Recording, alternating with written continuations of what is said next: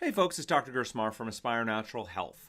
I wanted to talk today about one of our tests known as the NutraEval. So the NutraEval is one of the more comprehensive functional medicine tests that's available. We're excited we can use it in our practice through a company called Genova Diagnostics, and it is, again, very comprehensive. It's going to cover things like nutrient status for a number of different nutrients and minerals. It's going to tell us about metabolism, whether you are burning things like your fats and carbohydrates, whether everything is working properly. Tell us about proteins and amino acids. It's going to tell us about toxicity, give us some markers of gut health. It is truly one of the more comprehensive tests out there. And if you do qualify for the EasyPay program, the cost is very reasonable for people. So we're excited to bring it and make it available for people. So in this video, I want to talk about the test because getting it done is a little bit challenging. It is one of the most, again, comprehensive tests, so there's a lot that needs to get done. So let's unpack it and talk about what's necessary for it. Okay, again, it's going to come right now in a box. It looks like this. We've already unpacked it. So inside, you will find a styrofoam shipping container, and inside that container, you're going to find a little packet of paperwork. So let's run through it real quick. You're going to just have your checklist here to make sure everything gets done. You're going to have some pieces talking about insurance. So let's go through that. One of the biggest questions. So again, Genova has an EasyPay program. We'll go ahead and link to the video on EasyPay. So for more, check that out. But here in real brief, if you have certain insurance companies, what happens is there is a prepay that goes to that from Genova, and then the balance will be sent to your insurance company. Your insurance company will choose to pay some of that, all of it, or none of it. But then, because you've made the prepay, Genova agrees to hold you, to not hold you responsible for any remaining balance. The bottom line is this: if you have an insurance company that works with EasyPay, then the cost to you is significantly less than if you have to pay out of pocket for the test. So that makes this test within reach of a lot more people than if that option wasn't available. All right. So one of the things you will find the slip for the test. So we'll have signed the top, or if this test has been sent directly to you, it will be unsigned, but it will be completely fine. You don't need my signature if we've directly sent the test kit to you. The Genova knows that we've required it. You will have either the full cash pay price, or you will have the EasyPay box checked, depending on what you're doing. If EasyPay is checked, you will need to have checked the ICD-10, which again is telling the insurance company the reason the test is being done. Those codes will need to be checked. If you're paying cash, don't worry about it. Up here, we want to make sure that the full NutraEval test is being done, unless for some reason we're doing less than that. And then a cool thing this test does have available, there are some genomic or genetic add-ons. So for example, the MTHFR, which can depending on insurance, can be fairly hefty, can be added on for an inexpensive price. Several others as well can be tested, so some of those might be tested. The back again looks like all the Genova forms do. You'll have your information at the top. You'll have your insurance information here. Again, if you are doing EasyPay, it is really important that you do include your insurance information. Otherwise, we're going to get back a notice saying we need that information, then you're going to get tapped for it anyway. So please make sure to fill out the insurance information. Any payment, again, if it's EasyPay.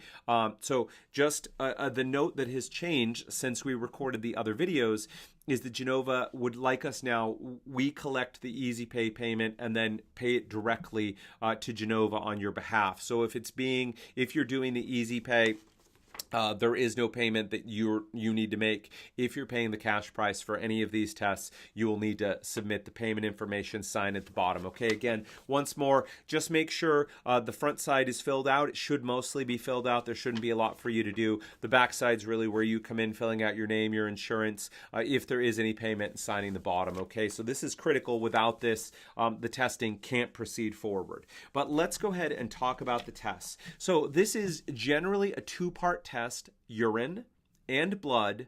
And if you're doing any of that genetic piece, then there's going to be a skin, a cheek sample as well. So let's run through that.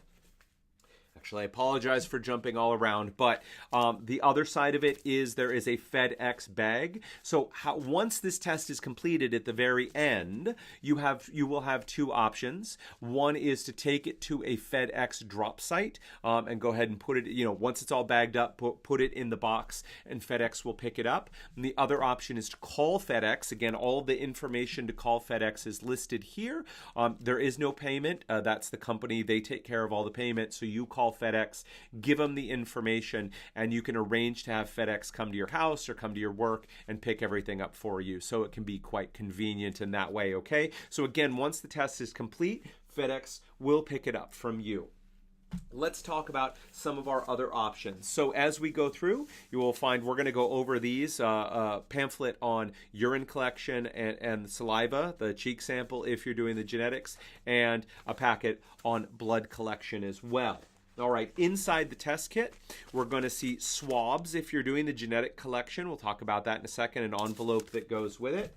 And the rest is basically going to be a whole variety of different vials and bags. And again, we'll go through that, in just 1 second. The very last thing that you will find in here, and this is important, is you will find a freezable brick. So as it says, don't try and eat this, please, but do stick it in your freezer. It needs about 8 hours to fully solidify and turn cold, and that's going to go in along with the samples when they get sent off to Genova. If that's not there, it's not frozen, the samples could possibly go bad in transit, and then all this time and effort would be wasted. So when you first get the kit, please go ahead and take the brick out, put it in your freezer so it's all taken care of and you don't have to worry about it or have any concerns. All right, the first thing that you're going to do with this kit is going to be the urine collection. Again, nice and pretty straightforward and easy. Couple things to keep in mind. All the instructions are right here, so please take a look at them, but let's go over them briefly so everything makes sense. So there is no special diet. You don't need to stop taking any supplements or any medications unless we've specifically discussed it and agreed to stop taking those supplements. Now, I do ask in general, because we are testing some of the minerals, nutrients, and vitamins, that at least the morning of you don't take those vitamins or minerals or supplements, right? Because if you swallow them down and shortly thereafter you're getting your blood drawn or you're getting you're taking your urine, we may see abnormally high levels of those nutrients coming through as those things soak into your body. So while there are no special restrictions, I ask that the morning of when you're collecting those samples, you don't take those nutrients, vitamins, supplements until after you've done the collection. Then you're free to resume. All right.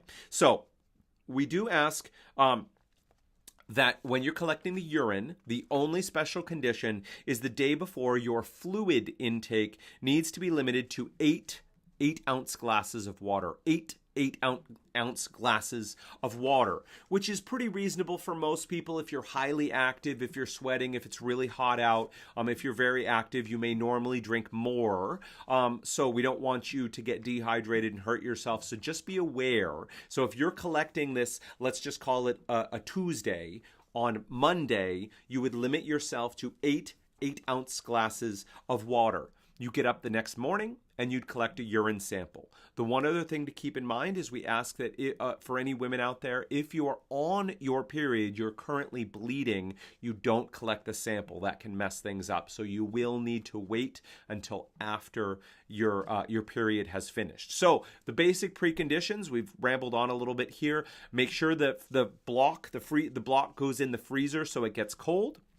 The day before, go ahead and limit your water to 8-ounce glasses. Women, if you're on your period, you'll want to wait till your period is finished before collecting the urine sample. And don't take any vitamins, minerals, or other nutrients at least the morning of.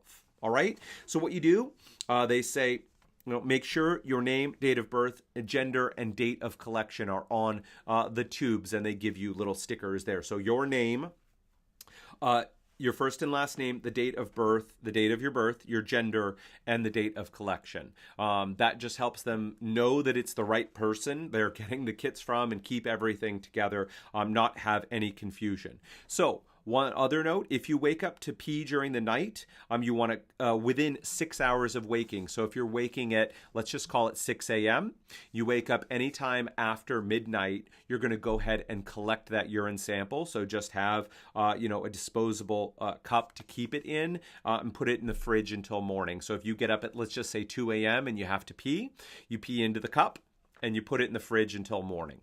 Okay? When you get up in the morning, you're going to collect that urine first thing in the morning. So let's get that out here. You're going to have a pipette, which is a fancy name for this little squeezy guy. Squeeze on the end, right? And there are going to be 3 tubes. So you would collect your morning urine, and then you would go ahead and take, we've got another squeezy tube here.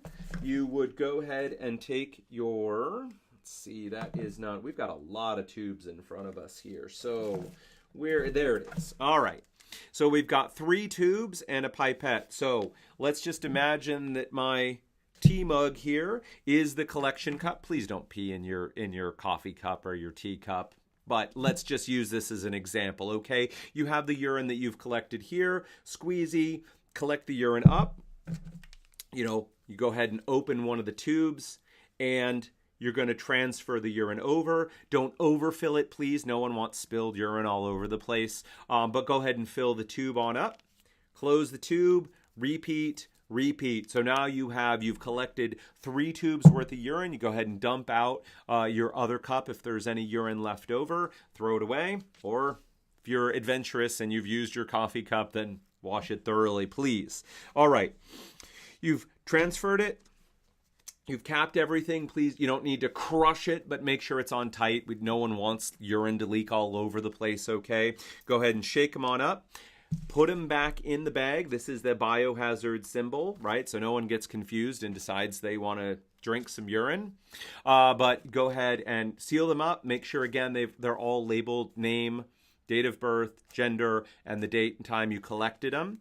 Go ahead and put them in the biohazard bag and stick them in your freezer. They need to go in for 2 hours, 2 hours to freeze up nice and solid. So remember, you'll have your block that's been there for at least 8 hours. And then once you've collected the urine, they go in for 2 hours.